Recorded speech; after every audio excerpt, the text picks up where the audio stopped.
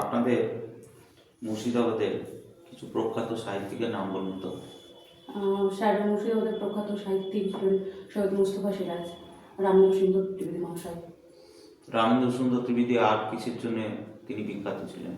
উনি বিজ্ঞান মনস্ক চেতনা নিয়ে লেখা করতেন এবং আমাদের যে স্বাধীনতার আন্দোলন, বঙ্গভঙ্গ আন্দোলন রয়েছেন তার সঙ্গে যুক্ত ছিলেন উনি। কি এমন করেছিলেন যে যেটা এখনো ইতিহাসে? উনি অরন্ধন দিবস পালন করেছিলেন বা কোন সময়টা? 1905 সালে বঙ্গভঙ্গের সময়। আচ্ছা আচ্ছা, বাংলাতে ত্রয়ী বন্দ্যোপাধ্যায় কাদের বলা হয়?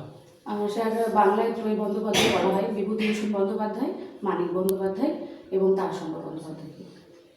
তারাশঙ্কর বন্দ্যোপাধ্যায়ের লেখা মুর্শিদাবাদের ওপর একটি গল্প আছে, ঠিক আছে? সেই গল্পটা কি? স্যার মুর্শিদাবাদের উপরে যে লেখা গল্পটি আছে সেটি হলো আখাইড়া দিঘির মাঠ। আচ্ছা, পথের পাঁচালী।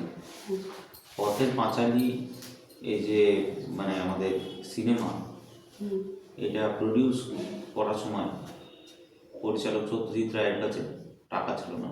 এটি কে প্রডিউস করেছিল? মানে প্রযোজনার জন্য যে টাকাটা দরকার সেটা কোথা থেকে পাওয়া হয়েছিল? স্যার দুঃখিত স্যার, এটা আমি বলতে জানি না। আচ্ছা, ঠিক আছে। আচ্ছা, মুর্শিদাবাদ যদি আমি বেড়াতে যাই তাহলে আমি কি দর্শনীয় স্থান দেখবো?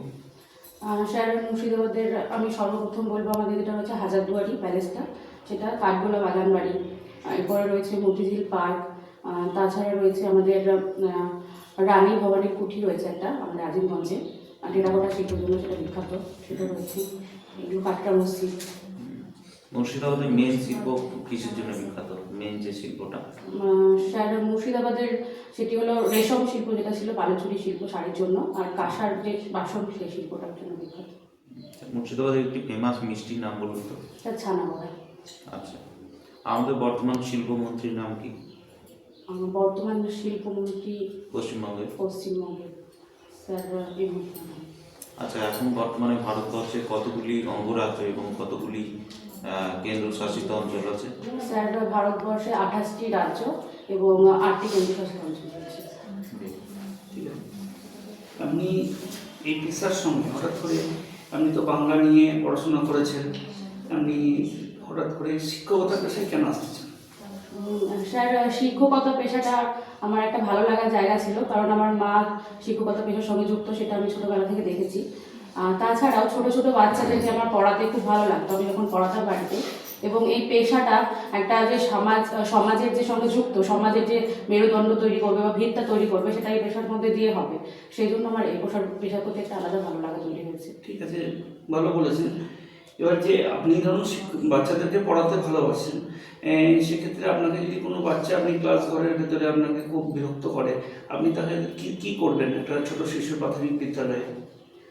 স্যার শিশুরা তো দুষ্টু হবে, তাদের স্বভাব সেটা, আমি বলতেই পারি। তো সেক্ষেত্রে আমি ছোট বাচ্চাদের প্রথমে বলবো না, খুব বিরক্ত করে, তার বিরক্ত করার কারণটা আগে খুঁজে দেখবো, সে কেন বিরক্ত হচ্ছে বা কেনই বা বিরক্ত করছে, সেই কারণটা খুঁজে তাকে আমি অন্যরকম করে গল্প বলতে পারি, বা সে হয়তো কোনো কাজটা করতে পছন্দ করে, তো সে আমার পড়ার সঙ্গে রিলেটেড কোনো কাজ তাকে দিয়ে ব্যস্ত রাখতে পারি।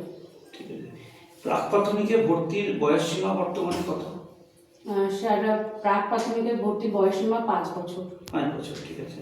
এই 5 বছরটাকে ধরা হয় বছরের কোন সময়টায়, যে কোন সময়ে 5 বছর হলে তাকে আমরা বিদ্যালয়ে ভর্তি নিতে পারবো? স্যার আমি কি একটু চেষ্টা করতে পারি? অবশ্যই। স্যার সম্ভবত জানুয়ারি।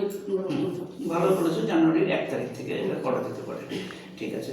এই যে আমাদের যে সহজ পাঠ বই, ঠিক আছে, আমরা দেখা গেল দীর্ঘদিন ধরে প্রাথমিক শিক্ষা পর্ষদের তরফ থেকে পড়ানো হয়, এই সহজ পাঠ বইয়ের যে ছবিগুলো কে এঁকেছেন?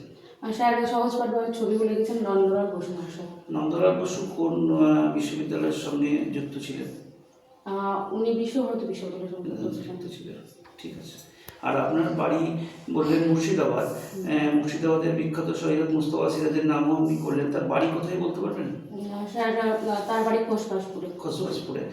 সেই খোসবাসপুরের তিনি কি মানে এমন কি সৃষ্টি করেছিলেন যে তিনি বিখ্যাত হয়েছিলেন আমাদের মুর্শিদাবাদবাসী হিসেবে?